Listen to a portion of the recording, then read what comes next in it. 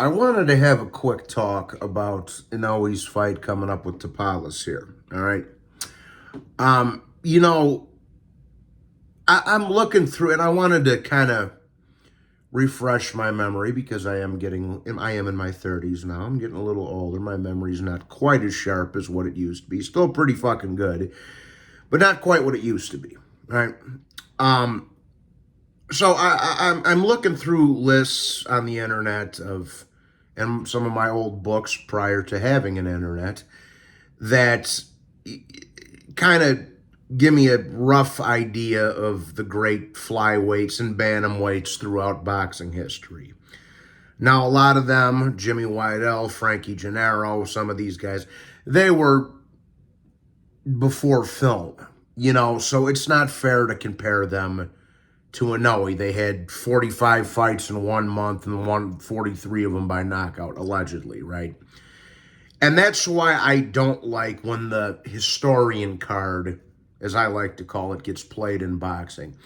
And when I say old school fighter, I'm talking pre-Ali era, okay? I don't like when that card gets played because it's obviously nobody in this era is going to have 150 fights, bro. That all go 30 rounds apiece, right? Or 40 rounds. Like, it's just dumb, right? So I don't think it's fair to compare somebody like Inoue to like Jimmy Wild or Frankie Gennaro or Fidel LaBarbera or one of the other great flyweight, bantamweight champions that were from many, many decades ago, But as far as like more recent boxing history, I do think Inoue, I'm not saying he's greater than, but I do think he does belong in the realm of Orlando Canizales, of Miguel Canto, of Ruben Olivares, or Zarate, who else? Pong King Patch, and fighting Harada, and that he belongs in that round. Nonito, Chocolatito, Estrada, he belongs in that realm of those guys that I just mentioned already as it stands. Okay, and so I did that, and then I'm looking at Inoue's resume, and I'm like, this guy's got the most he's got the most underrated one of the most underrated resumes in boxing, because this guy,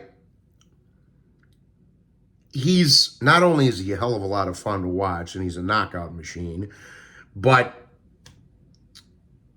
and I guess that would just be personal preference on my behalf, but, he's already got 2, arguably 3 Hall of Fame wins on his resume, okay?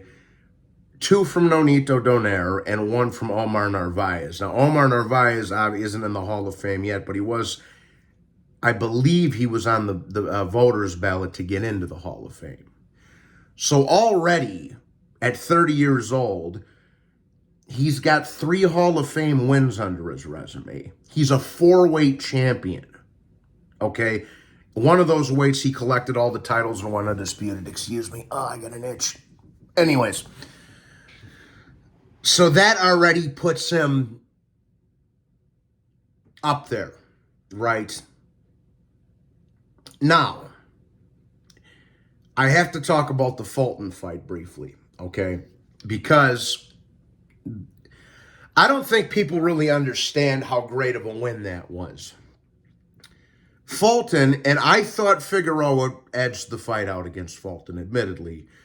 It was close. I didn't think it was a robbery. I thought a draw was more in line with what actually happened in that fight. But regardless, Fulton got the decision over Figueroa.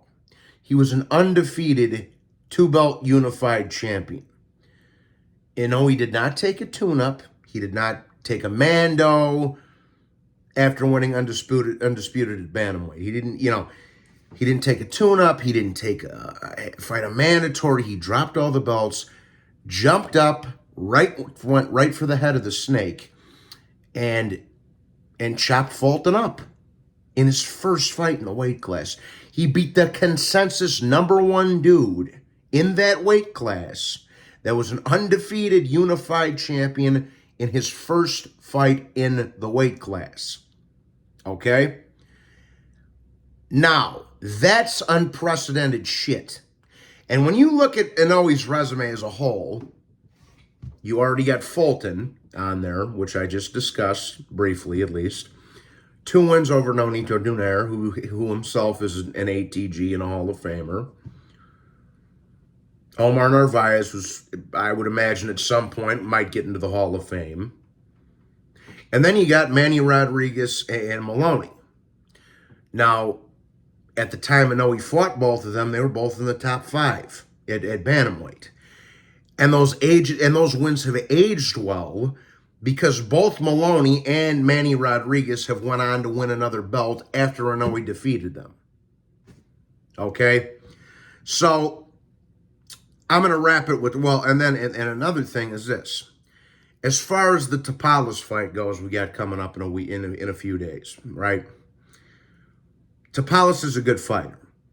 He seems like a class act. I have nothing against that man. Much respect. And he's a crafty left-hander, which I'll get into the breakdown of that at some point later in the week. I already got it recorded. I just got to post it. But as far as modern boxing goes, okay, if Inoue wins undisputed at bantamweight last year, then wins undisputed again in another weight class this year, that's about as good as you're going to get as far as greatness goes in boxing in this era. Okay? Winning all 4 titles, undisputed, in 2 different weight classes in back-to-back years, that's as good as you're going to get in this era of boxing. You understand? Now, again, as far as Tapales goes, I have nothing against him, but I know he's going to fucking knock him out. But, and the one thing I would say that I would like to see Inoue do, I'd like to see him defend undisputed once or twice. And I believe that the guy who Inoue should fight after he beats Tapales, or probably beats Tapales, is MJ Akhmadaliev, because to be honest, and again, nothing against my Filipino brothers and sisters, but in my opinion, Akhmadaliev beat Tapales, and he kind of was on the bad end of a decision. And it's funny because I had told everybody going into that Akhmadaliev-Tapales fight, I believe it was on the Bam Rodriguez undercard when he fought Christian Gonzalez earlier in the year. But I told everybody going into that fight that this was the fight of the weekend between Akhmadaliev and Tapales earlier in the year. And they all wanted to watch Shakur Stevenson fight Yoshino. And I'm like, dude, that's a mismatch, man.